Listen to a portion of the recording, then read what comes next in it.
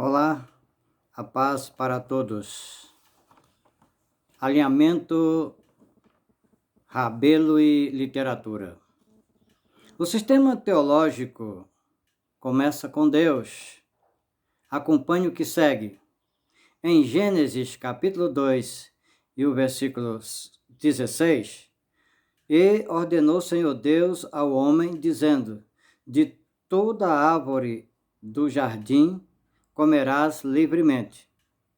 Isto foi dito a Adão no jardim do Éden. Em Gênesis capítulo 2, o versículo 17, mas da árvore da ciência, do bem e do mal, dela não comerás, porque no dia em que dela comeres, certamente morrerás. Grife nosso. Fique sabendo, Adão. Em Gênesis capítulo 3, e o versículo 8, e ouviram a voz do Senhor Deus, que passeava no jardim pela viração do dia, e escondeu-se Adão e sua mulher da presença do Senhor Deus, entre as árvores do jardim. Significa, sem comunicação, Adão e Eva. Em Gênesis 3:9, e chamou o Senhor Deus a Adão e disse-lhe, onde estás? Em Gênesis, capítulo 3, versículo 10, e ele disse: ouvi a tua voz soar no jardim, e temi, porque estava nu, e escondi-me. Aqui, nestes textos, estão revelados a comunicação primitiva de Deus com o homem primitivo Adão. A pergunta feita por Deus a Adão foi: onde estás? Esta pergunta revela a falta de comunicação da criatura com seu Criador. Deus escolheu Israel como seu povo. Em Êxodo, capítulo 6, e o versículo 7, e eu vos tomarei por meu povo, e serei vosso Deus, e sabereis que eu sou o Senhor vosso Deus, que vos tiro de debaixo das cargas dos egípcios. Foram 430 anos de habitação de Israel no Egito. Êxodo capítulo 12 e o versículo 40. Cerca de 1445 anos antes de Cristo, deu-se o Êxodo, segundo a Bíblia de Estudo Pentecostal, página 132. Em Êxodo capítulo 31 e o versículo 18, e deu a Moisés, quando acabou de falar com ele no Monte Sinai, as 2 tábuas do testemunho, tábuas de pedra, escritas pelo dedo de Deus. Bíblia, versão revista e corrigida, edição de 1995, letra grande.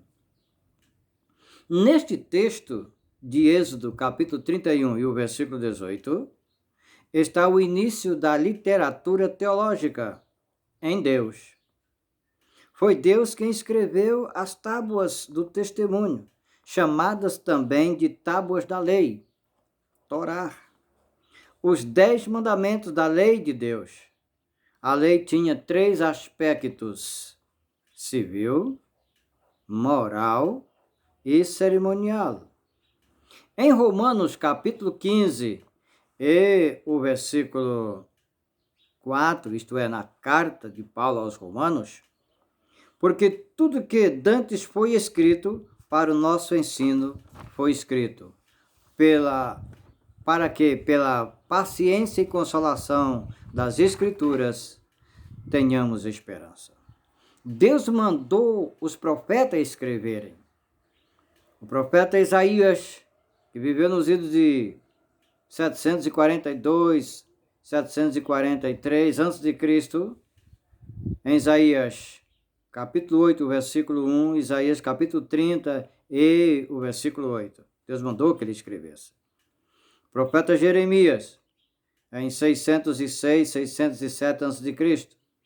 Jeremias capítulo 30, versículo 2, e Jeremias capítulo 36 e o versículo 2. Também lá está escrito Deus mandando-o a escrever. Profeta Abacuque, em 626 a.C.